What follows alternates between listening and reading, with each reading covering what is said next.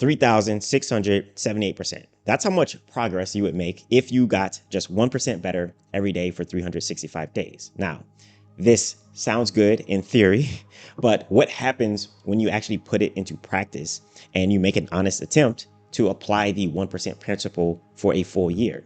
I wanted to find out. So at the start of 2025, I committed to 365 days of calisthenics, but not to get 1% more ripped, not to get 1% better in my calisthenics skills every day. Instead, every day, my aim would be to get 1% more focused, 1% more intentional, 1% more disciplined and consistent, 1% better with my decision making. I see all forms of movement first and foremost as a brain exercise because it requires deep mind and body connection. So all movement is beneficial to the brain. And calisthenics happens to be my chosen form of movement, but basically any form of movement that requires deeply engaging the mind falls into this broader idea, right? So dancing, yoga, Pilates, climbing, swimming, you name it, these forms of movement, they're all underpinnings of high-level brain function. Quote, "Physical fitness is not only one of the most important keys to a healthy body, it is the basis of dynamic and creative intellectual activity," end quote. And, quote, "Exercise is the single most powerful tool you have to optimize your brain function," end quote. So for me, the goal was to experiment with this idea by doing calisthenics for 365 consecutive days to strengthen my mind, to improve my focus and my decision making by just 1% every single day. And honestly, I think I'm way smarter after a full year of committing to daily movement, but not in the way that you might be thinking. So in this video, I'm going to share with you exactly how it changed my brain and how it made me operate at a much, much higher frequency. But first, I need to define exactly what it means to do calisthenics every day. And I want to be fully transparent with you because calisthenics is my primary form of movement, yes. However, I think one of the most important aspects of being extraordinarily consistent with anything is to keep things interesting enough to actually show up every day, because consistency, in my opinion, is way more important than nuance and getting way too caught in the weeds. So calisthenics was like 80 to 90% of my daily training. And I gave myself space to explore and, to try other things outside of doing calisthenics to break the monotony. So I signed up for the occasional cycling class. I did Pilates a few times here and there. I went climbing. I did boxing.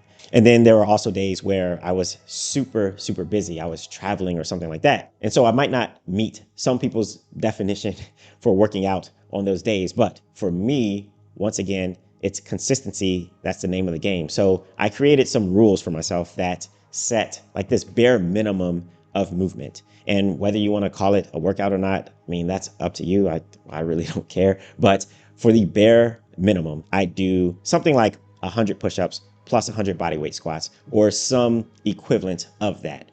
And for me, that translates to about 10 to 15 minutes of exercise that I can do on the spot, anywhere, at any time, with no preparation. In those cases when I didn't have the time or sometimes even the motivation to do a full-on calisthenics workout. So when I would travel, for example, I'd just do push-ups and, an impromptu workout in the middle of the airport looking like a crazy person. Or in my hotel room, I'd do some handstand push-ups. I did not have some extremely strict definition of a workout. It wasn't like 30 minutes or 45 minutes at a gym or, something like that. Now, with that said, let's get into the details of how I believe it actually made me smarter. And the first is that it put me into this position where I cross paths very often with people who are also operating at a really high level. It's the people that you interact with that influence your perceptions of reality, your mindset, what you believe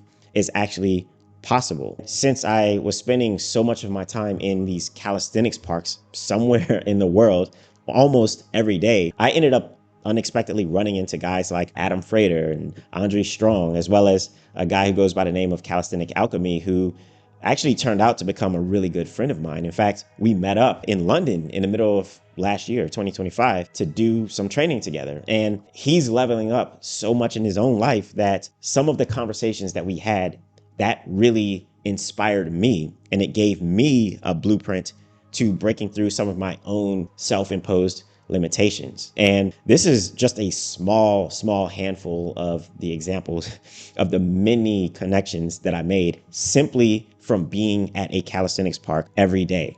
I met countless entrepreneurs, some special forces operators, ultra marathon runners, you name it.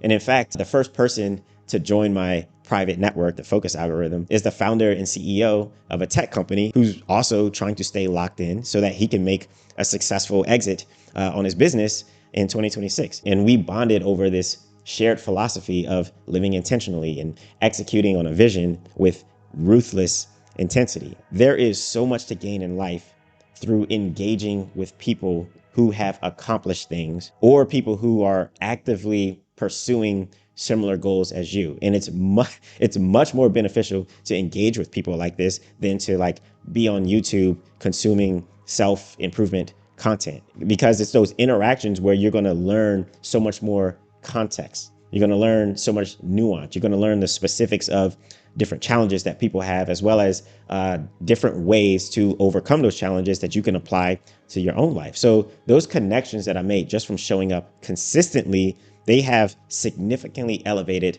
the standards that I hold myself to. Now, the second way that 365 days of calisthenics, 365 days of working out has made me more intelligent is that I became a much better decision maker. So since I got into this routine of daily exercise, it really started to change my identity, because for the past 10 years or so, I have consistently worked out.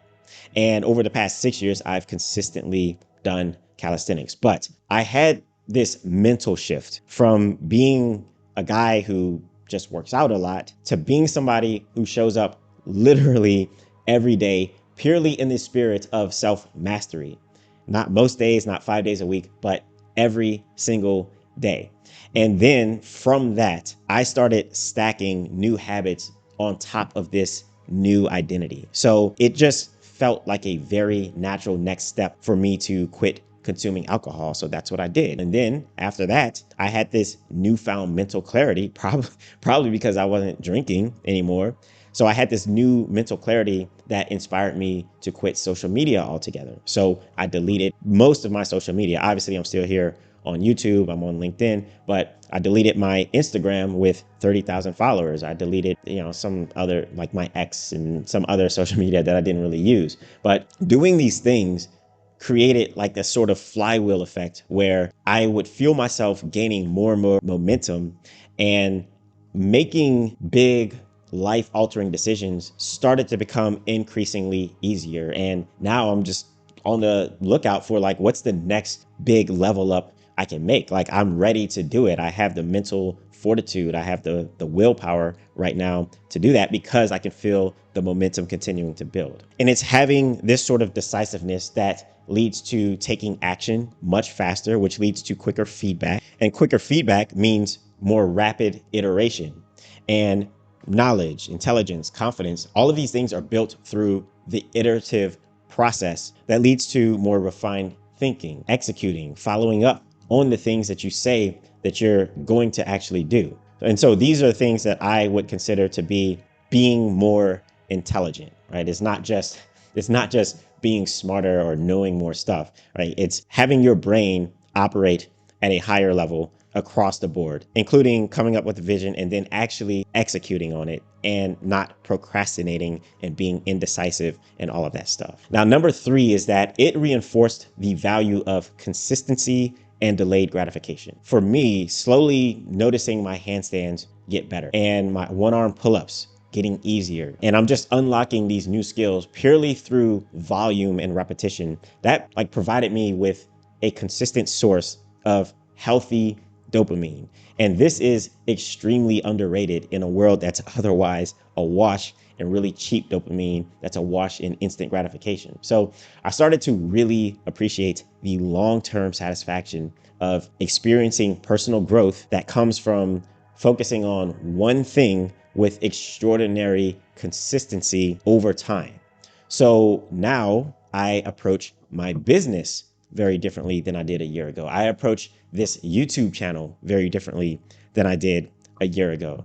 And I feel like I have a less transactional mindset and more of an exploration mindset where I do things and I'm open to just seeing what comes of it rather than trying to force specific outcomes. And I find that having the mindset of an explorer, that keeps you open to learning. That keeps you open to discovering new ideas, having previously held assumptions challenged. All of these things lead to unforeseen payoffs in the long run. And most importantly, I do feel like this is a sign of higher intelligence. Now, fourth and finally, it exposed me to a very inconvenient truth about myself. So in the course of a year, I've had several people, they've approached me about fitness coaching. Now, that's not a core part of my business. I'm not really a fitness coach, but since I have done it in the past, if somebody reaches out to me for help, then I will make an exception. But here's the thing. Most people, they tell me about how they want to be shredded. They want to have a six pack. They want to elevate and become this new version of themselves. But when I check back with them after, say, a couple of weeks, after a month, after 2 months, they'll tell me that they haven't started yet. They'll tell me that they're waiting until next week or until, after some milestone date has passed. But as they are procrastinating, I am working out. Every day that they don't start, that's another day of separation that I'm creating between myself and them. And this is the difference between like being shredded, being ripped, having a six pack, and then having none of those things. So taking this new perspective and flipping it around to reevaluate my own life, I also see that I want extraordinary results in my business, in my YouTube channel, in my relationships, in my inner peace. But I'm not showing up for myself the way that I need to for those particular areas. I'm procrastinating. I'm putting things off. So now for these things, I have redefined what the bar for performance is. I'm way more sensitive to the idea that if I want to live like most people can't, then I have to make commitments that most people are unwilling to make. Carrying this commitment that I've made to doing calisthenics every day, carrying that over into these other aspects of my life that are really, really important to me. I've now made similar commitments to my YouTube channel, to my business, right? To all of these things that I've been under investing in. All of these things individually, like all of these changes individually, maybe just makes like incremental improvements on your life. But the real benefit is in the compounding effects. So when I say that doing 365 days of calisthenics made me 3,678% smarter, what I really mean is that all of these factors, when combined, have made me think and operate at several orders of magnitude higher than before. And I have tangible lifestyle changes to show for it. And that's why I think you should do the same. I think everybody should commit to 365 days of doing something that is really meaningful to them, whether it's 365 days of working out and movement or 365 days of working on a business or working on whatever, like if you're trying to start a YouTube channel or you're just trying to do anything in life that actually matters to you. Now, with that said, if you're also trying to let go of trivial things in your life that are holding you back from executing on your personal mission and you're ready to start showing up for yourself, then consider joining the Focus Algorithm, which is my private network where people like yourself and me come together to get focused, to execute on our vision, and to level up in life. You could find links to that and everything else in the description below. And that's it for today. And I'll see you next time. Peace.